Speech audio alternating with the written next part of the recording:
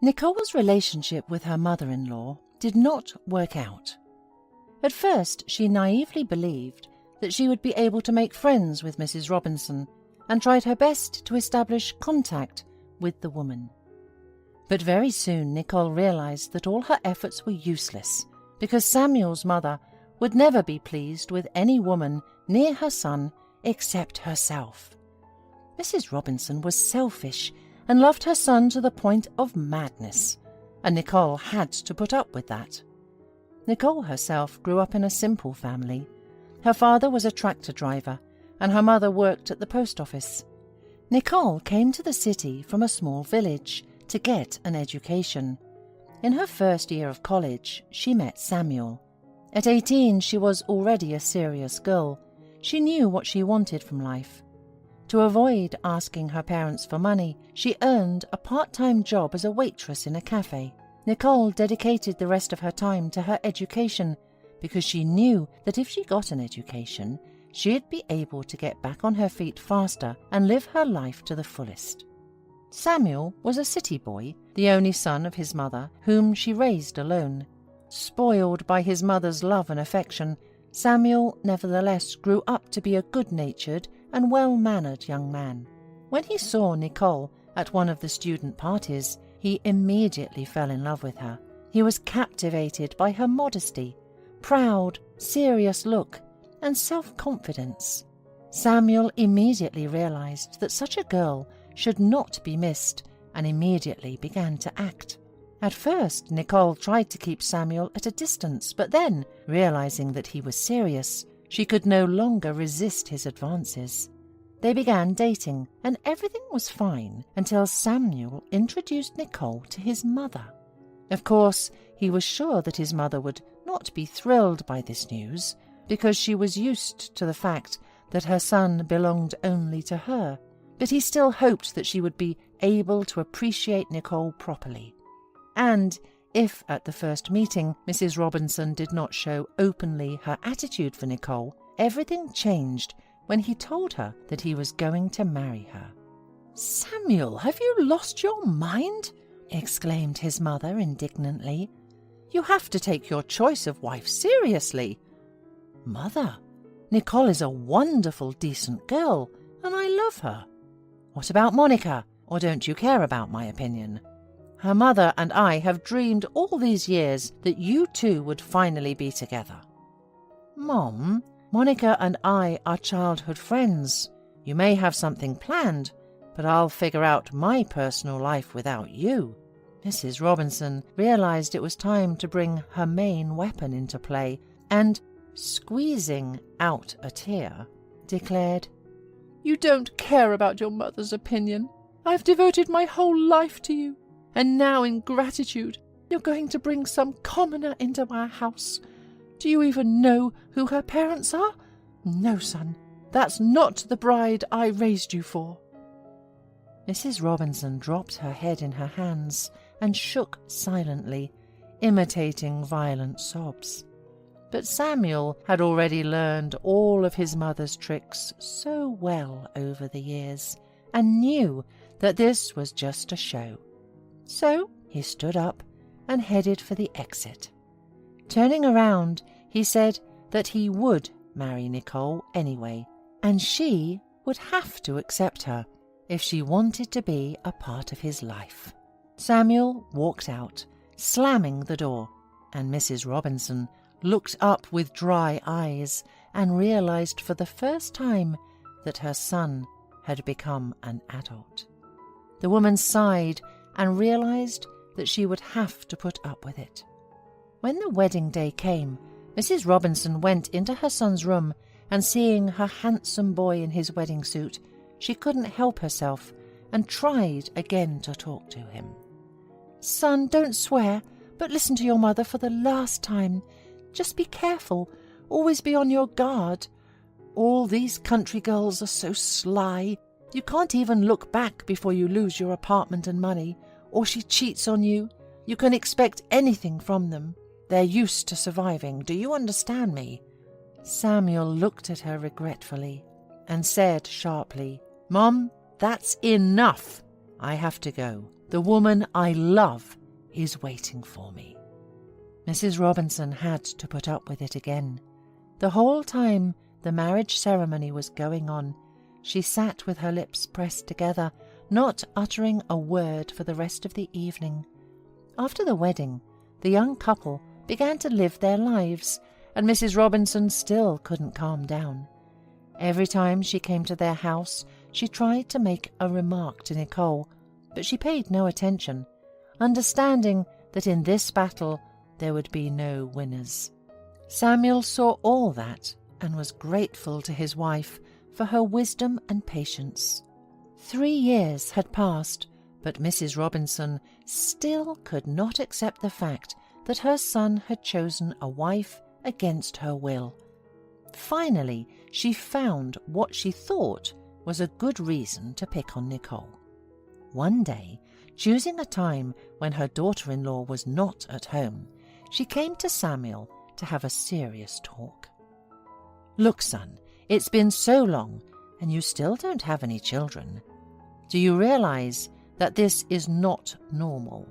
Your Nicole must be infertile, or just doesn't want kids." "Mum, don't start again.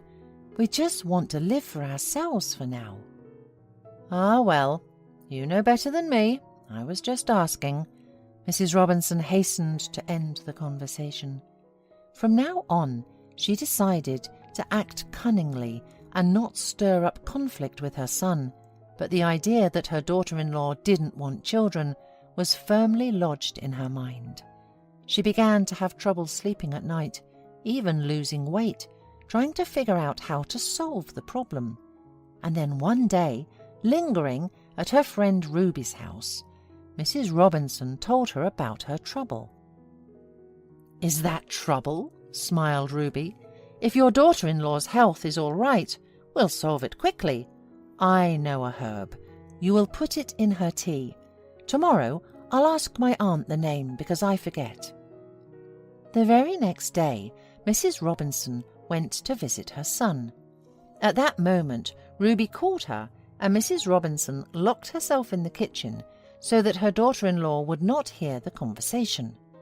Nicole thought it was strange and, suspecting something amiss, went to the door to overhear the conversation. "Are you sure she'll get pregnant if I put this herb in her tea?"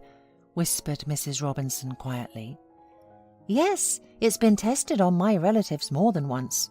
It increases the general vitality, awakens sexuality, and most importantly, it is absolutely safe," explained Ruby. Nicole immediately understood what her mother-in-law was up to, and she was glad she could find out about her plans.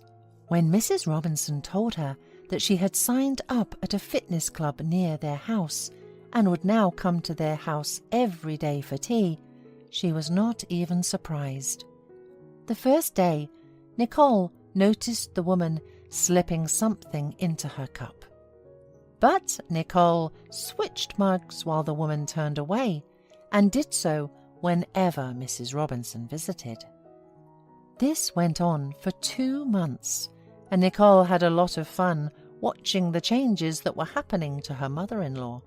The woman visibly became prettier, cheerful, changed her hair, smiled mysteriously, and constantly texted with someone on the phone.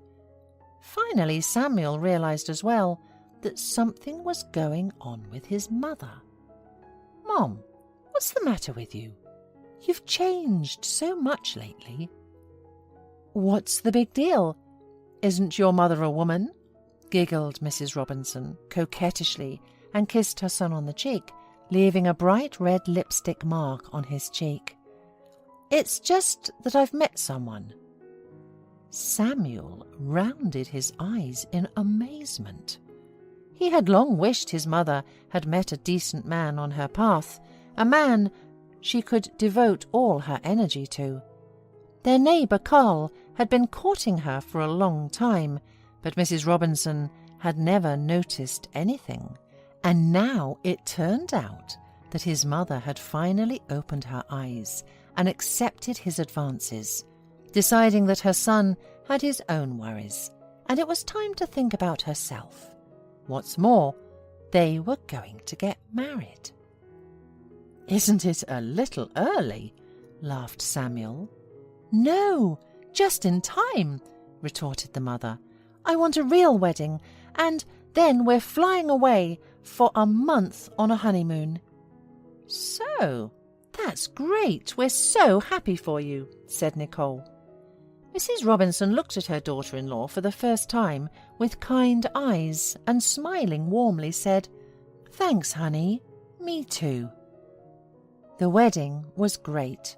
Mrs. Robinson was stunning in a long white, straight-cut dress. Her beautiful daughter-in-law and her beloved son were beside her.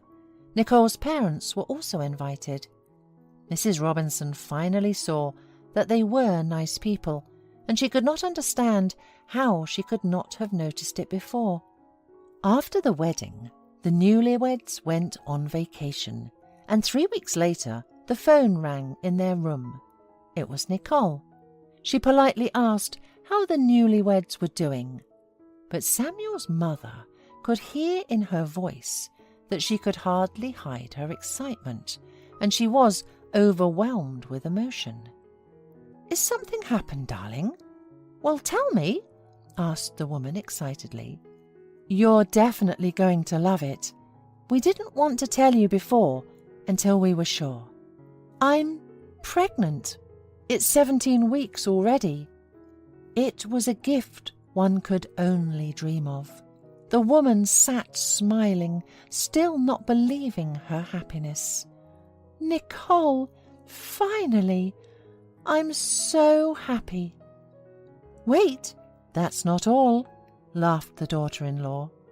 "Are you standing or sitting there? You'd better sit down, because we are going to have twins."